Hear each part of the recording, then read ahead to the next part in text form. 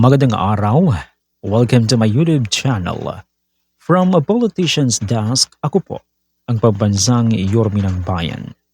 Sa mga bago pa lang po sa aking channel at hindi pa po kayo nakapag-subscribe, huwag kalimutan na pindutin ang subscription icon below para sigurado, sureball na updated kayo sa lahat ng mga kaganapan sa buhay ko. Now, para hindi naman kayo mapapahuli. Life is a matter of choice, bayan. Ano man ang gagawin mo sa buhay mo, it's your own business. No, and it only means na we still have option, we have a choice in life. We always have a choice in life. Ano man ang gagawin mo, palagi kang may choice, huwag mong kalimutan yan. You have an option. And don't let other people to tell you what to do with your life. Kasi may mga tao na sobrang nakikialam sa buhay ng iba, na feeling nila may karapatan sila. Na pakialaman ka to encroach with your personal space, to encroach with your personal life. Never allow other people to tell you what to do, to tell you how to think and how to do things. You are on your own. Na huwag mong hayaan ang ibang tao na diktahan ka, na mamuhay sa paraang gusto nila na makita ka.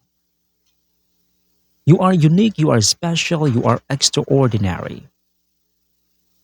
You know what's best for you. It's okay to seek advice from a good number of people, from your friends, for example. But at the end of the day, it's you and you alone who will decide kung anong uri ng buhay ang tatahakin mo. At itong karapatan na ito, as a person, dapat ay gamitin mo.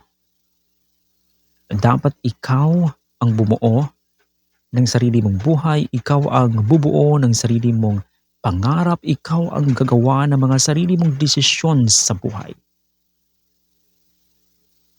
That way, you will taste the true essence of being independent, of being who you are. Kasi you're creating your own signature, you're creating your own brand. You are trying to market yourself to the rest of the world. If you allow other people to tell you what to do with your life, hindi ka magiging happy, hindi ka magiging masaya sa gagawin mo kasi nabubuhay ka base sa kung anong gusto nila. You exist to please those people. You don't exist in this world as who you want to be. Kung anong gusto mo, kung sino ang maging gusto mo. Kasi mas gusto mo, you have to please people around you. No. Dapat you know where to stand. Dapat you know what to do and how to do things sa sarili mong buhay, sa sarili mong pamamaraan. We always have choice. And then that choice, that freedom, that liberty to make your own choices in life, dapat you have to enjoy it. You have to use it. At with that, bayan, I'm pretty much sure na pag ginawa mo yan, whatever successes na mayroon ka, whatever failure na mangyayari, you will never regret it. Because whatever you become in life or whoever you become in life, that is the product of your own choices, product of your own decisions in life. You should be proud na nakagawa ka ng mga pagkakamali sa buhay mo, nakagawa ka ng mga pangmalakasan na mga desisyon sa buhay mo on your own without other people trying to encroach or meddle with your personal affairs. And that's all for today's video. That's my point of view. For more, please subscribe to my YT channel, ang Pubring Yormi.